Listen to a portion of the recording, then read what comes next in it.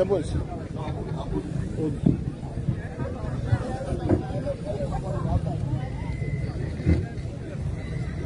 Assalamu alaikum mes frères. Alaykoum salam wa rahmatullah.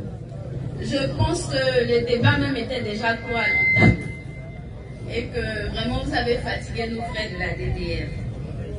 Vous avez dit tout à l'heure que toute parole est inspirée de Dieu. Et je me base aujourd'hui sur ce que vous avez dit. Il y a la Bible et le Coran. Lequel des deux est véritablement la parole de Dieu? La Bible enseigne l'adultère. La Bible encourage l'esclavage.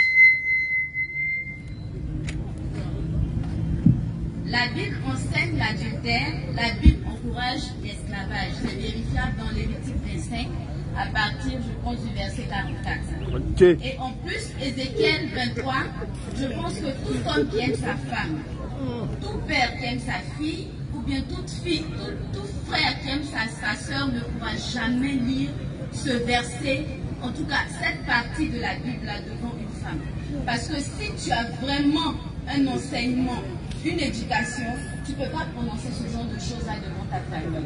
Donc si la Bible est inspirée de Dieu,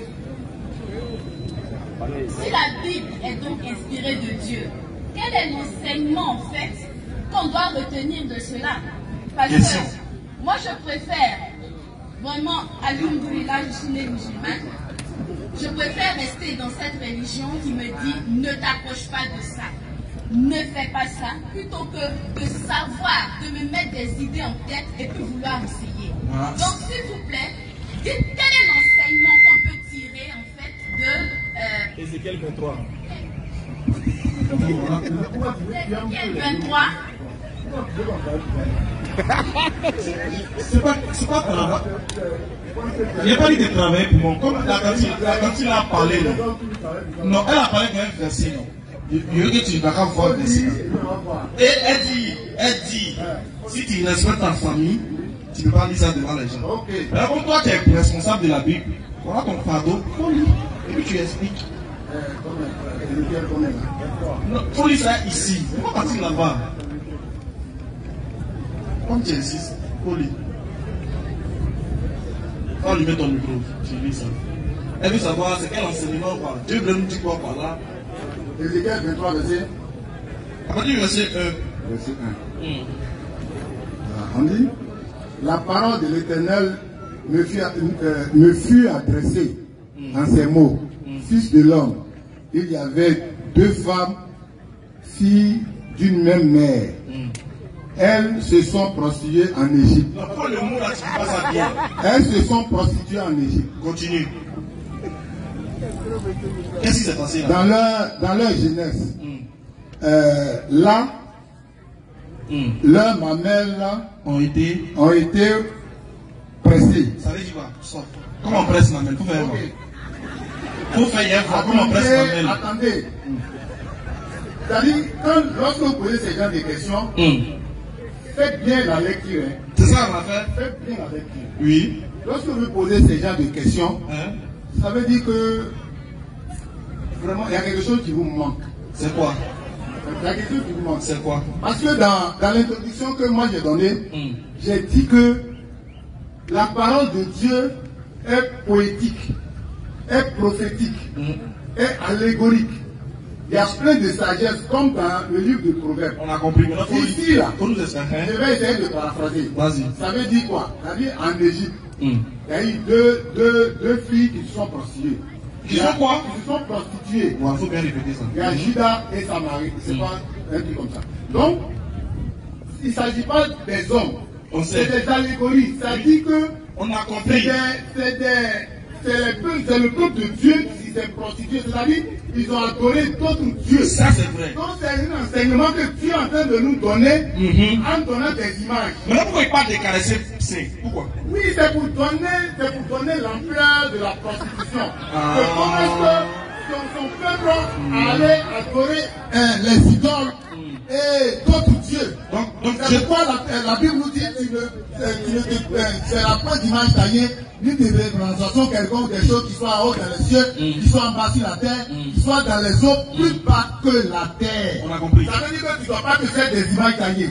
Mais lorsque son peuple s'est retrouvé en Égypte, lorsque le peuple de Dieu s'est retrouvé en Égypte, ils sont allés adorer. Mais pourquoi quand je veux parler de ça, attends. À l'enseignement, c'est pourquoi il a parlé de prostitution, de seins, de caresser, et puis de quoi encore? Le mot. Non, c'est pas les enfants. La sœur, tu avais raison. Il dit on n'était pas les enfants. En fait, qu'est-ce qu'elle veut dire? Ça nous le répond. La dame veut dire quoi? C'est vrai. On sait que les thèmes sont allégoriques. Oui. Et que c'est tendance à dénoncer quelque chose que Dieu parle. Mais pourquoi vous, votre Dieu, là, bizarrement, pour dénoncer les faits qui ont eu lieu en Égypte, il utilise ces termes à caractère pornographique? C'est ça qui est le problème. Il y a d'autres thèmes à Il ne faut pas utiliser non, mes enfants sont allés, ils ont coupé du désert. Il ne faut pas utiliser autre chose à passer, caresser. Et puis, ce que tu dis, c'est le verset, tu ne veux pas lire. Et après, là, il dit, il y a quelque chose qui s'est passé. Je dis à les enfants, on ne peut pas tout lire.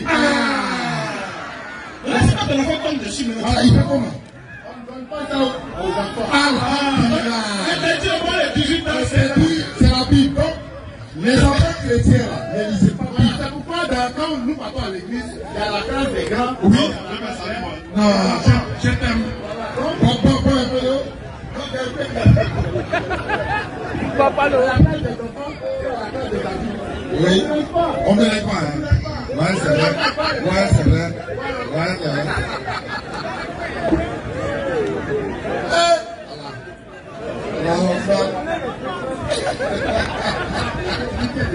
Les frères là, non, au contraire, ils sont découragés. Au contraire, ils sont contents parce que... oui. Ok. Il n'y a plus question. C'est mieux, on va passer à la maison. Voilà. Vraiment, on va les donner, on va les remercier quand même. Merci, merci d'être venus. Oui, il n'y a pas de souci, c'est quand même fraternellement parlant. Il faut penser. Effectivement. En même temps, par rapport à la sensibilisation de la jeunesse, nous disons alhamdulillah en espérant que le message est passé, que les frères ont entendu ce que nous avons dit.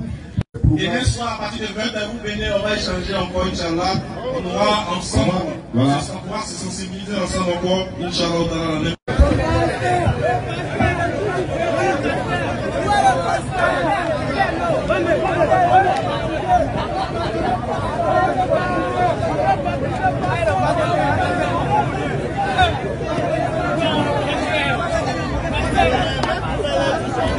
Pasteur, mais c'est nul. Non, c'est nul là. Je t'avais posé une question au BP. Mais c'est comment? Oui, ça va. Tu as assisté au débat? Oui, on a assisté au débat. Voilà, qu'est-ce que vous avez retenu comme... Bon, le pasteur nous a découragé, il n'a pas été à la hauteur. Il n'a pas été à la hauteur. Donc, un pasteur qui soit à la hauteur. Donc, c'est ça. C'est l'islam qui gagne. Et toi, frère? Non, la vie, c'est le problème. Les enfants du Islam.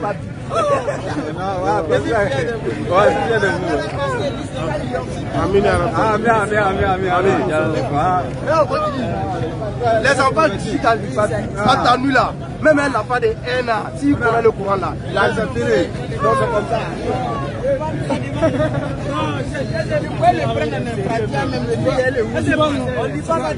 Non, c'est pas ça, devant les enfants. Le pasteur, quand se convertit à l'islam,